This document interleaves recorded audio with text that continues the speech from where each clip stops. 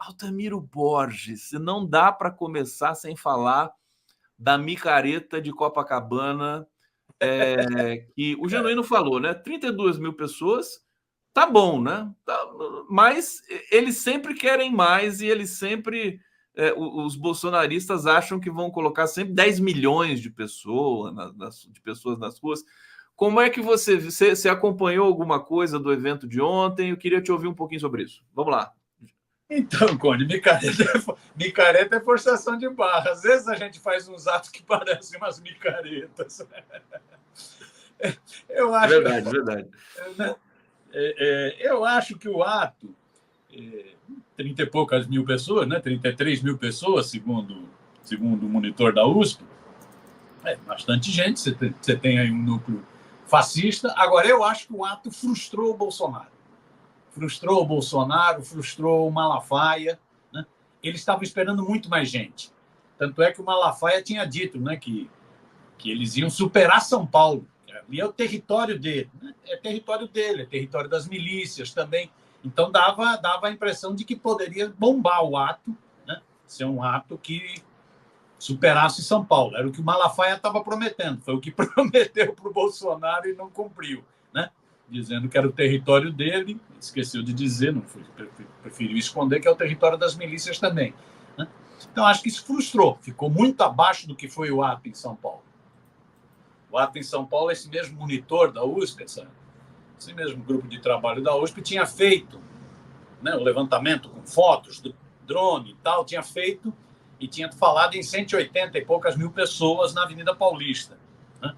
A Folha de São Paulo também fez um cálculo com base nas quadras, né, nos quarteirões, e tinha chegado a mais ou menos isso. Né?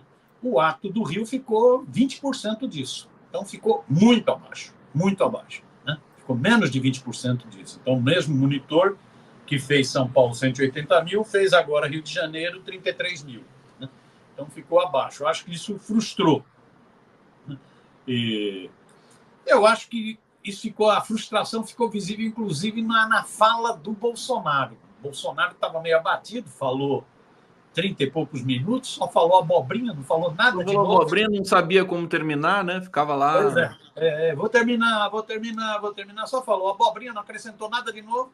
A única coisa que esse patriota acrescentou é que o mito dele é um gringo, né? É o bilionário excêntrico Musk. Então, mais uma vez, ele bate continência para os Estados Unidos. Né? É um patriota que detesta a pátria. O herói dele, o mito da liberdade, é esse empresário picareta nascido no apartheid da África do Sul e radicado nos Estados Unidos, né? Que é o Elon Musk. Foi a única novidade. O resto não falou nada. Né? Ele terceirizou, ele sabe que ele está enrolado, tanto é que uma fala dele que me chamou muita atenção foi quando ele diz o seguinte: se algo de ruim acontecer comigo, não desista. O que mostra o seguinte: ele está percebendo que está tic-tac, tic-tac. O relógio está acelerando. O PF concluiu já uma parte das investigações, está na mão da PGR. Estão dizendo que a PGR, que é a Procuradoria-Geral da República, ainda nesse semestre, apresenta a denúncia. Isso vai para o Supremo. Há quem diga que pode ser julgado até o final do ano. Há quem diga. E aí vamos ver o que vai ser a pena dele. Né? Então, a fala dele foi de uma pessoa meio frustrada, um ato que ficou abaixo do que eles esperavam, no território deles, no Rio de Janeiro, né? Ficou abaixo do que eles esperavam, e ele estava meio abatido. Né? Esse discurso de se algo de ruim acontecer comigo, não desistam, talvez mostre isso. Ele está percebendo que o tempo dele está diminuindo, né? Que o cerco está se fechando. Né? Então, isso. Ele terceirizou os ataques ao Alexandre de Moraes, então ele não falou nada, não falou. Já o Malacheia, o mercador da fé, o que bancou esse ato aí, tem que ver de onde ele está tirando esse dinheiro, se é do bolso dele mesmo, apesar dele ser bastante rico. Né? Já o Malacheia atacou 24 vezes, citou o nome do Alexandre de Moraes 24 vezes. Né? 24 vezes. Impressionante. 24 vezes. Muito mais do que ele tinha citado até em São Paulo. Em São Paulo, acho que foi 16 vezes ou 18 vezes. Citou mais. Atacou o Alexandre de Moraes, ditador, babá.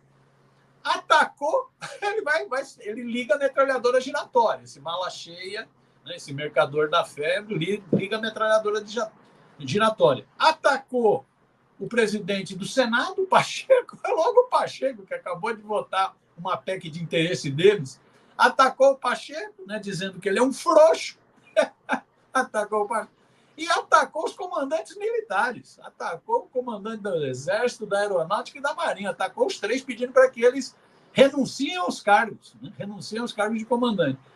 Então, o ataque foi terceirizado para o Malafaia, né, Malafaia, né, foi terceirizado para o Malafaia, né, e de resto não teve novidades. Eu não diria uma micareta, porque é isso.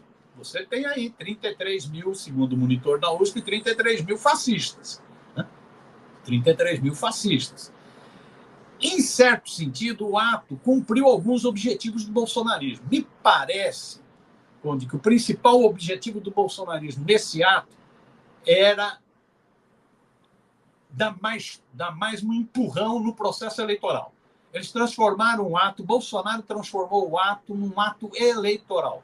Isso, inclusive, valia a pena o Tribunal Superior Eleitoral, o TSE, analisar se não teve campanha antecipada. Exato. Porque você vê, ele levou para falar candidatos, Gustavo Gayer, que é candidato em Goiânia, Ramagem, levou para falar, ele anunciou 7 candidatos. 7 candidatos, 6 a prefeituras, prefeitura do Rio de Janeiro, prefeitura de BH, prefeitura de Goiás, prefeitura de Belém do Pará, prefeitura de João Pessoa, me fugiu, tem mais uma. 6, ele anunciou 6 candidatos a prefeito, alguns falaram, inclusive, e anunciou uma candidata, uma gusana, uma verme cubana, né, que foi, inclusive, defenestrada da Jovem Clã, né, a candidata a vereadora em São Paulo, como puxadora de voto. Deu a palavra para a gusana, que foi falar lá do papel higiênico dela. Né? E, então, foi um ato eleitoreiro. Foi um ato eleitoreiro. Isso valia a pena o TSE ver se não teve crime eleitoral. Diga. Não, é melhor o TSE abrir os olhos, né? Inclusive, agora tem um detalhe no TSE, porque o Alexandre de Moraes vai deixar a corte em junho, 12 de junho, se não me engano, assume a presidência a Carmen Lúcia, que, segundo bastidores, ela disse que vai seguir na linha do Alexandre de Moraes, o que eu acho difícil, e vai entrar o André Mendonça no lugar do Alexandre de Moraes. Quer dizer, vai mudar a correlação de forças ali no TSE. Agora, você falou muito precisamente, Altamiro, sobre o caráter criminoso, né, pré-eleitoral, e outras provocações assim bastante agressivas do Malafaia contra o Alexandre de Moraes.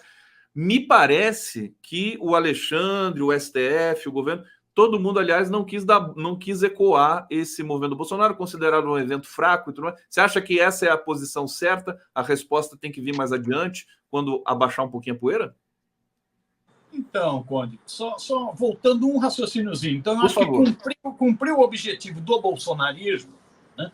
Esse sentido de campanha eleitoral. O sexto candidato à prefeitura que eu esqueci de falar foi aquele sujeito, aquele que fica pendurado no saco do Bolsonaro, aquele Gilson Machado, que é candidato em Recife, foi ministro do turismo do Bolsonaro, que vivia junto com o Bolsonaro e tal.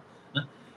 Então, eles estão fazendo campanha eleitoral. Isso vai servir, esses 6 candidatos à prefeitura, evidentemente, vão se mostrar ao lado do Bolsonaro. Né? E são pessoas que estão bem situadas, algumas delas, não todas, nas pesquisas eleitorais. Então, serviu esse objetivo, campanha eleitoral antecipada, crime eleitoral. Eu acho que serve também para juntar a tropa. Ele continua juntando a tropa. Ele está evitando. Se ele espaça demais esses atos, ele vai ficando sozinho, vai ficando mais fragilizado. Então, atos como esse servem para juntar a tropa, servem para dar ração para o gado, para alimentar a narrativa deles. Né? Então, serve para isso. Você vê que eles já estão dizendo que o próximo vai ser... Onde vai ser? Blumenau, não é isso? Joinville, desculpa. Joinville em Santa Catarina. Que é exatamente para juntar a galera de Santa Catarina e Paraná, que seria uma base bolsonarista forte. Ou seja, é para manter o gado coeso, unido e alimentado. Um discurso alimentado. Eu acho que serviu. serviu para essa articulação internacional que eles estão fazendo. Porque é isso, ao transformar o Musk em mito da liberdade, em herói do ato de Copacabana, eles jogam com essa repercussão internacional, com esses ataques à democracia que estão vindo de republicanos nos Estados Unidos, de extrema-direita na Europa, tal, né? Então, cumpriu esses objetivos. Eu acho que o Bolsonaro ainda trabalha com a ideia de reverter o processo de ineligibilidade aplicado pelo Tribunal Superior Eleitoral. Ele quer reverter. Quer reverter. Então, ele trabalha. Esses atos servem para isso, servem para fazer pressão. Ele está apostando muito também em mudanças no quadro internacional. Então, ele teve a vitória do Milei, que ele foi fazer campanha no Milei na Argentina, né? Do El Louco da Argentina. Né? Então, é o cachorro do Milei e o Bolsonaro que aconselharam o Milei. É isso? O cachorro morto e o Bolsonaro. Né? Ele teve a vitória do Milei na Argentina. Ele teve a vitória daquele fascista presidiário de El Salvador. Ele teve o crescimento do Chega, do Ventura em Portugal. E eles estão apostando todas as fichas na vitória do Trump nos Estados Unidos, para mudar a correlação. E eles estão apostando em que essas mudanças no cenário internacional e desgaste do governo Lula, porque para eles crescerem, eles precisam de desgaste, eles precisam que o governo Lula não dê certo. E desgaste do governo Lula, eles acreditam que fazendo todos esses movimentos ocorrendo, isso pode levar a uma mudança no TSE. Essa mudança que tem agora, de sair o Alexandre entrar a carne, entrar o Nunes, não é isso? Pode bagunçar um pouco pode bagunçar o que foi a decisão. Entrar o Mendonça. Desculpa, entrar o Mendonça. Pode bagunçar um pouco o que foi a decisão anterior do TSE da ineligibilidade. Mas vamos ver. Né? A Carmen, eu acho que nesse tema, ela não vacilou, ao contrário, ela tem posições muito, muito nítidas com relação ao golpismo do Bolsonaro. O que eu acho que pode mudar nessa situação é a situação do Moura. A Carmen tem uma certa simpatia pelo lavajatismo. Um certo carinho pelo lavajatismo. Vamos ver o que vai dar. Agora, no caso do Bolsonaro, eu não acredito que a mudança na presidência altere muito. Agora, eles estão apostam em atos. Então, tiveram São Paulo, 180 mil. Agora, esse diminuiu, 30 e poucos mil. Trabalham esse lá de Santa Catarina, né? Então, estão fazendo atos para ver se isso pressiona. Né? Articulação internacional, e aí tem como cabo eleitoral esse bilionário excêntrico, o Musk, né? E os republicanos, os trumpistas nos Estados Unidos, né? Articulação internacional e talvez alguma mudança no tabuleiro do TSE. Mas vamos ver. Mas estão trabalhando para isso. Você vê que ele ainda não deixa explícito quem seria o candidato dele. Há, inclusive, quem afirme que, mesmo inelegível, ele lançaria a candidatura. Ele vai fazer isso, pode esperar. Lançaria a candidatura, né, para, na reta final, retirar. E aí o nome que aparece com mais força é do que o Genuíno, quando eu entrei, era o que o Genuíno estava falando. É o nome do Tarcísio de Freitas. É o Tarcísio. Embora a Michelle tenha boa performance também nessas questões.